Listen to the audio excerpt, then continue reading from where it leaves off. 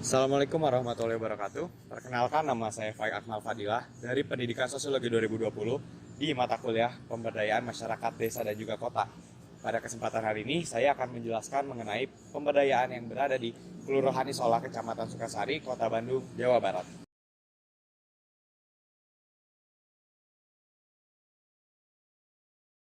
Kelurahan Isola, Kecamatan Sukasari merupakan kelurahan yang lokasinya paling dekat dengan Universitas Pendidikan Indonesia. Kelurahan Isola menjadi salah satu dari 4 kelurahan yang ada di Kecamatan Sukasari. Kelurahan Isola yang berlokasi di tengah perkotaan tentunya memiliki beragam pola masyarakat yang menarik dan juga lebih heterogen daripada masyarakat pada umumnya. Banyaknya penduduk yang datang dari luar daerah tentunya menambah variasi penduduk dari yang ada di kelurahan. Terlebih karena lokasinya berdekatan dengan kampus UPI, banyak juga mahasiswa yang datang ke sini untuk belajar di kampus UPI untuk menuntut ilmu. Kelurahan Isola sendiri melaksanakan program kerja pemberdayaannya pada 4 LPMK, yaitu ada RW, Karang Taruna, PKK, dan juga LPM. Masing-masing dari LPMK tersebut memiliki program kerja masing-masing.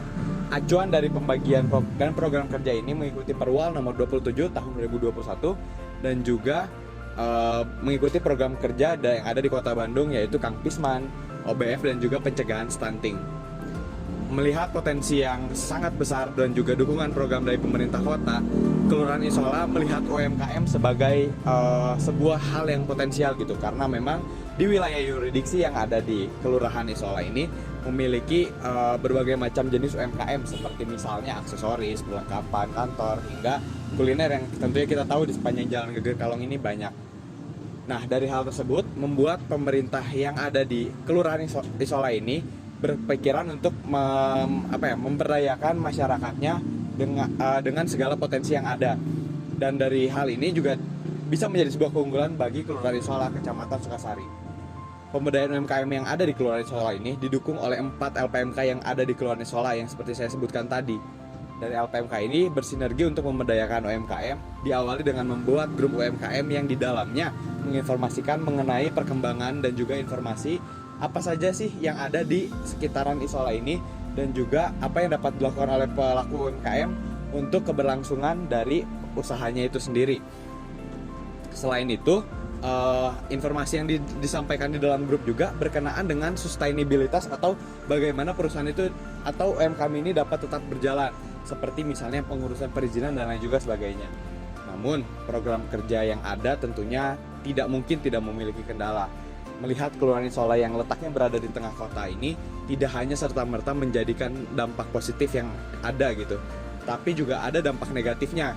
Misalnya seperti karena masyarakatnya berada di tengah kota, umumnya masyarakatnya ini memiliki minat partisipan yang rendah terhadap program kerja yang ada di RW, karena mereka menganggap bahwa program kerja ini kurang penting dan lain sebagainya, sehingga hal ini menyebabkan minimnya partisipasi dari masyarakat. Kemudian ketika program kerja ini menyasar kepada anak muda, terdapat kendala yang seringkali dialami dalam pelaksanaannya.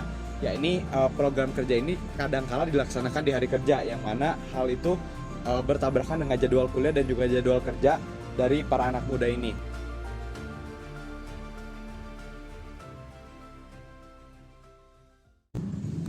Upaya pemberdayaan yang dilakukan oleh pemerintah Kelurahan Isola sudah tepat dengan memberdayakan UMKM yang mana menjadi potensi dari wilayah yurisdiksi Kelurahan Isola.